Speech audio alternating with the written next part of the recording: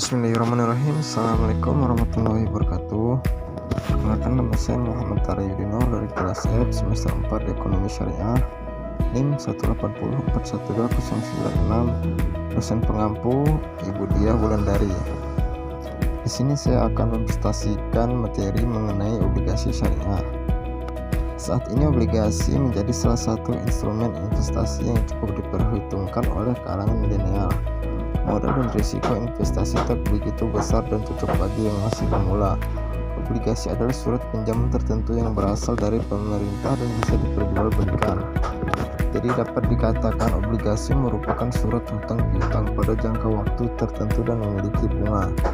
Di Indonesia sendiri ada dua jenis obligasi, yaitu obligasi syariah dan konvensional. Dan pada kali ini akan dijelaskan mengenai obligasi berbasis syariah. Dalam Islam, istilah obligasi dikenal sebagai sukuk atau sertifikat, sehingga dapat disimpulkan pengertian obligasi syariah merupakan alat investasi atau transaksi dengan menerapkan sistem pembiayaan dan pendanaannya sesuai dengan hukum syariat Islam yang berlaku. Fatwa Dewan Syariah Nasional di tahun 2002 menyatakan jika pengertian obligasi syariah adalah surat-surat berharga jangka panjang yang berprinsip syariah dan dikeluarkan emiten kepada pemegang surat obligasi berbentuk bagi hasil dan pembayaran kembali dana obligasi pada jatuh tempo tertentu. Dapat disimpulkan, dalam pelaksanaan obligasi berbasis syariah ini menggunakan proses akad mulai dari ijarah, istisna, salam, murabahah, mudharabah, serta musyarakah. Dalam obligasi akan ada dua pihak, di mana pihak penerbit obligasi adalah pihak yang meminjam atau debitur, sedangkan pemegang obligasi adalah pihak yang memberi pinjaman atau kreditur. Tujuan penerbitan obligasi ini adalah tak lain untuk memungkinkan pihak penerbit obligasi memperoleh sejumlah dana guna pembiayaan investasi jangka panjangnya dengan sumber dana dari luar perusahaan. Selanjutnya, jenis-jenis obligasi syariah. Ada beberapa jenis-jenis obligasi syariah yang kini berkembang di Indonesia. Antara lain adalah yang pertama, obligasi mudharabah, merupakan jenis obligasi syariah yang dalam penerapannya menggunakan akad mudharabah. Akad mudharabah adalah akad kerjasama antara investor dan peminjam. Dalam proses akad ini, investor hanya perlu untuk menyediakan modal dana penuh, dan untuk pihak emiten mengelola dana tersebut dengan jujur dan mandiri. Jika nantinya pihak emiten melakukan kelalaian dalam mengelola dana, maka emiten diwajibkan menjamin seluruh kerugian yang ada dan membuat surat pengakuan hutang. Yang kedua, obligasi ijarah.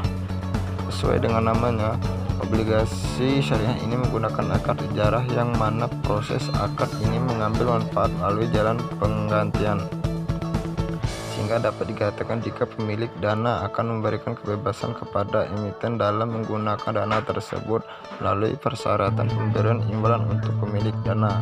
Dalam obligasi ijarah ini, pihak investor bertindak sebagai mustajir atau penyewa, sekaligus mu'jir atau pemberi sewa. Yang ketiga, obligasi istisna. Obligasi syariah ini menerapkan akad istisna dalam prosesnya. Akad istisna adalah perjanjian yang mana kedua pihak telah menyetujui jual beli termasuk pembiayaan barang atau jasa. Selanjutnya, perbedaan obligasi konvensional dan obligasi syariah. Obligasi konvensional keuntungannya didapat dari besaran bunga yang ditetapkan, sedangkan pada obligasi syariah, imbal hasil yang diberikan adalah berupa uang sewa dengan persentase tertentu sesuai dengan prinsip syariah Islam yang tidak mengandung unsur riba. Meskipun sangat berbeda dengan obligasi konvensional, namun sayangnya masih banyak masyarakat Indonesia yang belum memahami bagaimana penerapan obligasi syariah. Karena itulah pengertian mengenai obligasi syariah terutama pada karakteristiknya penting untuk dipahami. Adapun beberapa karakteristik yang dimiliki oleh jenis obligasi berprinsip syariah ini antara lain adalah: pertama, obligasi syariah menekankan pendapatan investasi bukan berdasarkan kepada tingkat bunga yang telah ditentukan sebelumnya. Tingkat pendapatan dalam obligasi syariah berdasar kepada tingkat risiko bagi hasil yang besarnya telah disepakati oleh pihak emiten dan investor. Yang kedua, Dalam sistem pengawasannya, selain diawasi oleh pihak wali amanat, maka mekanisme obligasi syariah juga diawasi oleh Dewan Pengawas Syariah, sejak dari penerbitan obligasi sampai akhir dari masa penerbitan obligasi tersebut. Dengan adanya sistem ini, maka prinsip kehati-hatian dalam perlindungan kepada investor obligasi syariah diharapkan bisa lebih terjamin.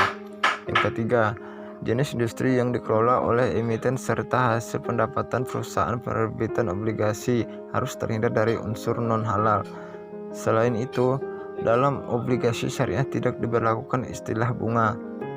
Pengembalian dana yang berkaitan dengan aset, akad, serta tujuan pendanaan umumnya berbentuk imbalan yang didapatkan dari uang sewa atau ujrah, fee margin, hingga bagi hasil atau sumber lainnya yang sesuai akad yang telah disepakati. Sekian presentasi dari saya. Mohon maaf apabila ada salah kata atau ada yang salah dalam penyampaian materi ini. Saya akhiri. Wassalamualaikum warahmatullahi wabarakatuh.